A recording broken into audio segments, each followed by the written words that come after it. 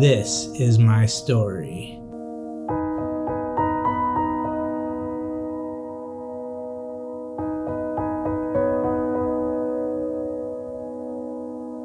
Out of the billions of people on this planet, this is just one of them. And every person that is on this planet, God has so many thoughts towards them. And every thought he has is unique.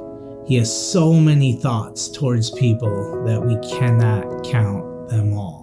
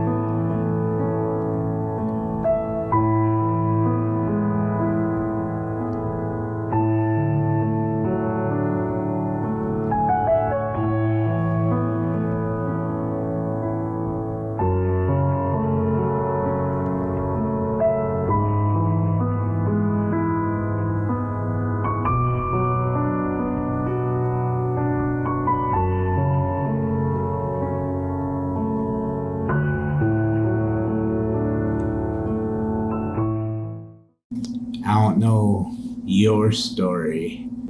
I don't know what has shaped you or what has formed you. I don't know the sunrises or the sunsets you've seen. I don't know the rivers you had to cross.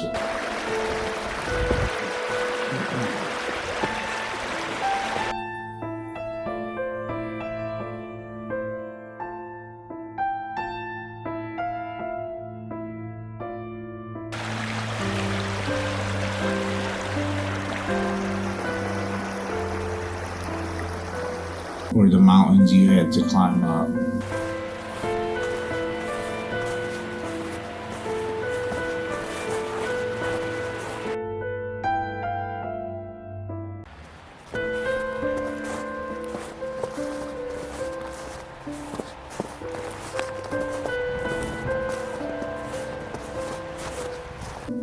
I don't know the dark valleys you've been in, but I know that my life has been filled with deep contrasts.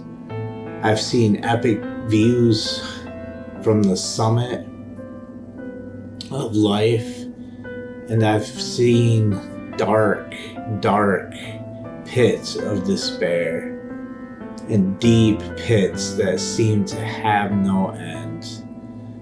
And there's been many times in my life where I just wanted to end it all, more than once.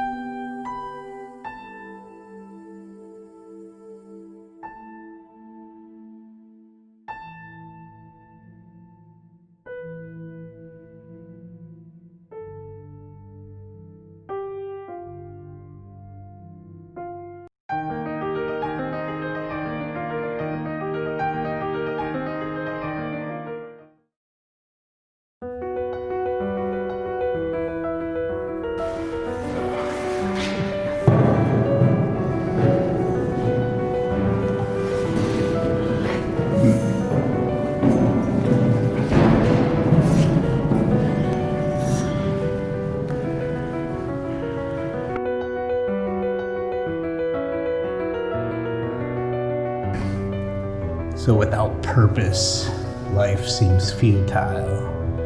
Life seems pointless. There's no reason to do anything in life. Just like climbing those stairs right now, it seemed meaningless and purposeless. There's no reason to do anything in life. You feel like you're just floating through life. Like, no. Like, people don't mean anything. A job doesn't mean anything. If there's no end goal to live, then there's no reason to live. Like, without purpose, there's no identity. You feel like you're no one. You feel like you don't matter to anyone. I have felt like this many times in my life. And in 2002, I went on a missions trip to Mexico with Vineyard North with their youth group. And after that trip, I knew I was called to be a missionary. Like, it was good. Like, I felt like I had a purpose. Like, I fell in love with the people, with the culture, and with missions, just loving people and embracing the broken. And I knew I was called to be a missionary. So after that, like, that became my whole identity. My purpose was to be a missionary. Like, if I failed at that, then I felt like I failed God. And I felt like I disappointed everyone, and even myself. And so I kept working and kept striving to make it happen. And it just didn't end up happening the way I wanted. So I went in the middle of working and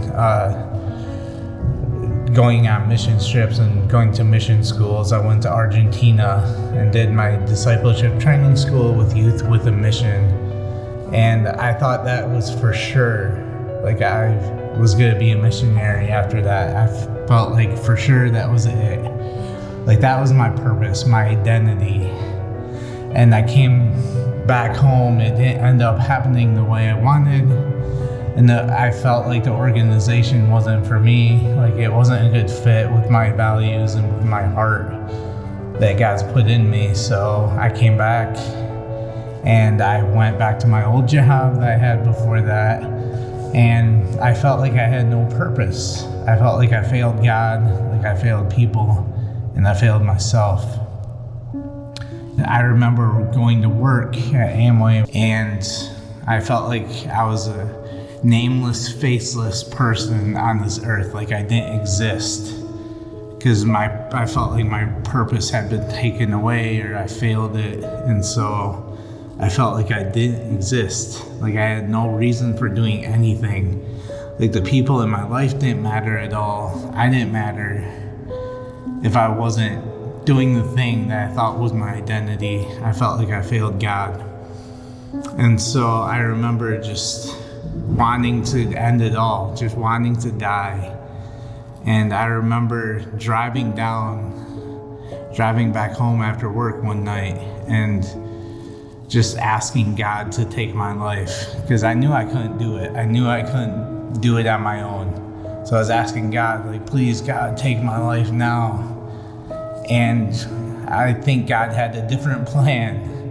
I'm here now, and I just realized recently that my purpose isn't in, like, making God happy or doing one thing that I'm called to, or that's part of it, but like obeying God, loving people, and being in God's presence is even more important. That's my identity. Feeling His pleasure over me. I think He created us because He likes us, not just because, like, He wanted us to do something on this earth. So I just pray that throughout this vlog that you'll feel like God's love over you, that you have a purpose, that you have a Father who's madly in love with you, and that's your purpose, is to be loved and to love God. And so, yeah, like these stairs, like, they didn't have a purpose until now, until I see the view at the top. And I think we can, like, feel like that in life too. You know, if we don't look at things from above, then we don't see that anything has a purpose. So if we don't have God's view of ourselves, then we don't have our purpose, or we can't see it. So this is the view from up top. This is Roselle Park. So just check it out.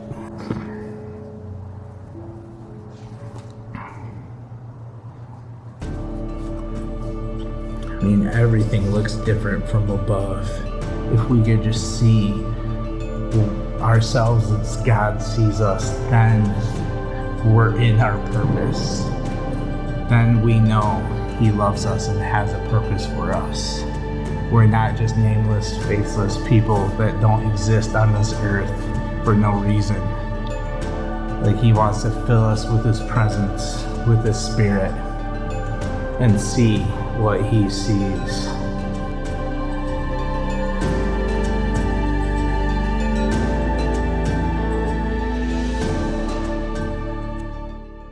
I'm in an unlikely park, in an unlikely place, to tell you that God does unlikely things through unlikely people. And He has done unlikely things in my life over and over again. Through those dark times, He has shown me His love and proven His pursuit of me by rescuing me over and over again and meeting me in ways that I can only imagine.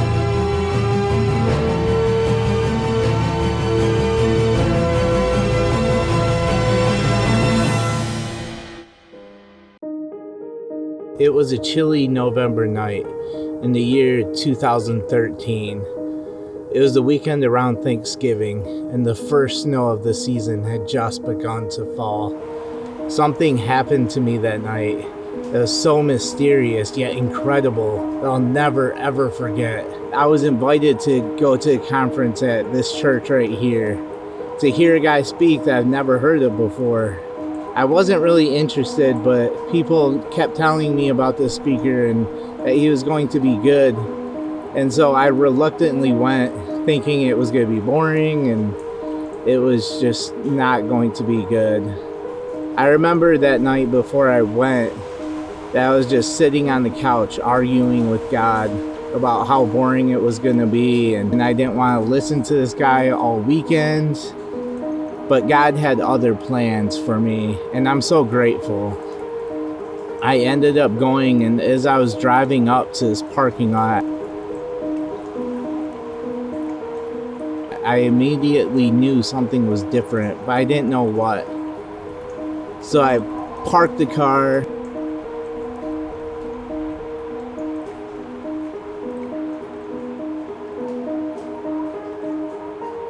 I opened up the door, and I could hear the worship band playing with a freedom and a passion that I've never heard before. So I open up the door, I step out, and as soon as my feet hit the pavement right here, I could sense the Spirit of God so strongly. It seemed as if there was a blanket, a heavy, heavy blanket of His Spirit covering this parking lot. And it just felt so amazing, so good. And I went to that conference, I heard the guy speak, and he talked about things that really caught my attention, and he brought to light things that I didn't even know before. And it was just so good, so wonderful to be with God's people in His presence, hearing this guy talk about things that Jesus was grabbing my heart to see, getting me to see.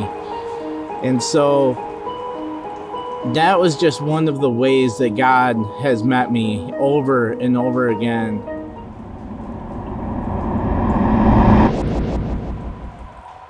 Like I said before, He's met me over and over again in dark times and good times. He's always drawing me to His heart. And so as you're watching this, I just pray for you that you'll feel God reaching out to you, drawing you to His heart, that He wants to let you know there's so much for you and that He loves you so much. And it's just like the father and the prodigal son, when the father was running towards his kid, that just spent all his inheritance on things that are unspeakable to do, and the father just runs towards him with arms open wide, and he greets him and kisses him and throws him a party. And like, God is like that after you as well. So I don't know what your story is, what valleys you have been in, or what summits you have conquered, or what mountaintops you've been on. But God is just running towards you all the time and pursuing you with all his heart. And I think like loving God with all their heart, soul, mind, and strength is a response to God, who is loving us with all his heart, soul, mind, and strength. So I just pray that as you watch this vlog right now, that God will meet you with his presence like he did to me that night, and that he's letting you know that he's pursuing you with a love that'll never ever go dim or go out or just end. Like, he'll never give up on you. So thanks, guys. I love you.